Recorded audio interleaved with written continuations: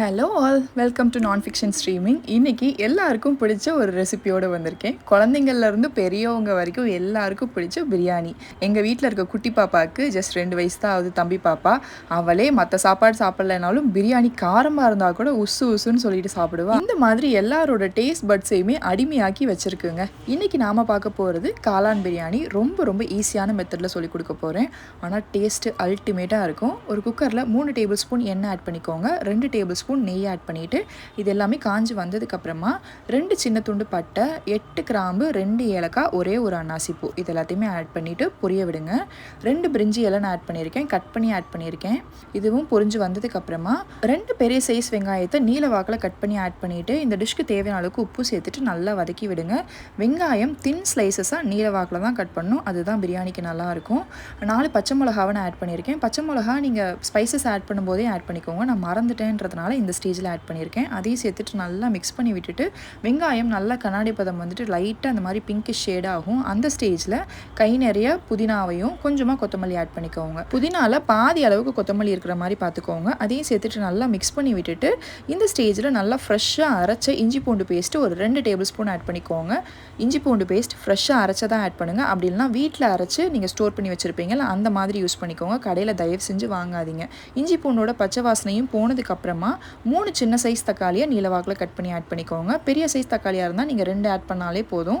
இதையும் சேர்த்துட்டு நல்லா மிக்ஸ் பண்ணி விடுங்க. தக்காளி நல்லா மசிஞ்சு வெந்து வரணும். அந்த ஸ்டேஜில் உங்கள் காரத்துக்கு ஏற்ற அளவுக்கு மிளகாத்தூள் ஆட் பண்ணிக்கலாம். நான் இன்றைக்கி 2 டேபிள் ஸ்பூன் மிளகாத்தூள் ஆட் பண்ணியிருக்கேன். 1.5 table spoon biryani masala add பண்ணியிருக்கேன். பிரியாணி மசாலா வீட்டில் அரைச்சது தான் நான் யூஸ் பண்ணியிருக்கேன். பிரியாணி மசாலா எப்படி அரைக்கணும்னு சொல்லிட்டு ஆல்ரெடி வீடியோ போட்டிருக்கேன், பார்க்காதவங்க செக் பண்ணி பாருங்கள், நான் டேகும் பண்ணுறேன். இதை நல்லா மிக்ஸ் பண்ணி விட்டுட்டு மசாலாவோட பச்சை வாசனைலாம் போனதுக்கப்புறமா 2 டேபிள் ஸ்பூன் கெட்டியான தயிர் ஆட் பண்ணிக்கோங்க. புளிக்காத தயிராக இருக்கணும். எப்போவுமே தயிர் ஆட் பண்ண உடனே கிளறி விட்டுறணுங்க. அப்படி இல்லைன்னா அது திரித்திரியாக ஆன மாதிரி ஆகிடும். எல்லாத்தையும் நல்லா கம்ப்ளீட்டாக மிக்ஸ் பண்ணி விட்டுட்டு ஒரு 2 to 3 மினிட்ஸ் அப்படியே குக் பண்ணுங்கள். நல்லா எண்ணெய் பிரிஞ்சு இந்த மாதிரி வரும்.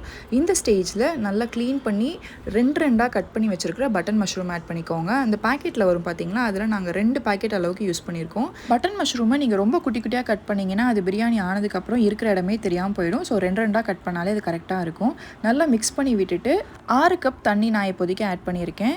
3 கப் பாஸ்மதி அரிசிக்கு. எப்பயுமே பாஸ்மதி அரிசிக்கு 1க்கு 2 தண்ணி வச்சிங்கன்னா கரெக்டாக இருக்கும். எல்லாத்தையும் நல்லா மிக்ஸ் பண்ணி விட்டுட்டு ஒரு 20 to 30 மினிட்ஸ்க்கு வாஷ் பண்ணி ஊற வச்சுருந்த பாஸ்மதி அரிசியும் இது கூட சேர்த்துருங்க.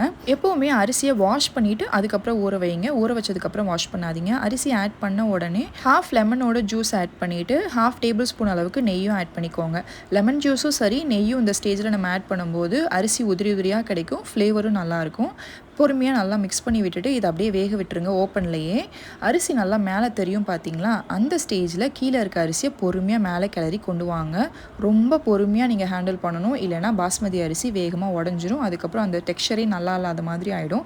இந்த மாதிரி மேலே கொண்டு வந்ததுக்கப்புறமா கொஞ்சமாக கொத்தமல்லி தலை மேலே தூவிட்டு மூடி போட்டு மீடியம் ஃப்ளேமில் வச்சு 2 விசில் விட்டிங்கன்னா கரெக்டாக இருக்கும். ஹை ஃப்ளேமில் வைக்க போகிறீங்கன்னா 1 விசிலே கரெக்டாக இருக்கும். ப்ரெஷர் கம்ப்ளீட்டாக ரிலீஸ் ஆனதுக்கப்புறமா பிரியாணி இந்த மாதிரி உடச்சி விடுங்க. பொறுமையாக உடச்சி விடுங்க, அரிசி உடையாத மாதிரி. ரொம்ப ரொம்ப சூப்பராக இருக்குங்க. இது காரம் கரெக்டான காரத்தில் இருக்கும் நான் சொல்லியிருக்க அளவு. இது சர்விங் பார்த்தீங்கன்னா ஒரு 7 to 8 பேர் நார்மலாக சாப்பிட்றவங்களுக்கு வரும். ட்ரை பண்ணி பாருங்கள். பாய்.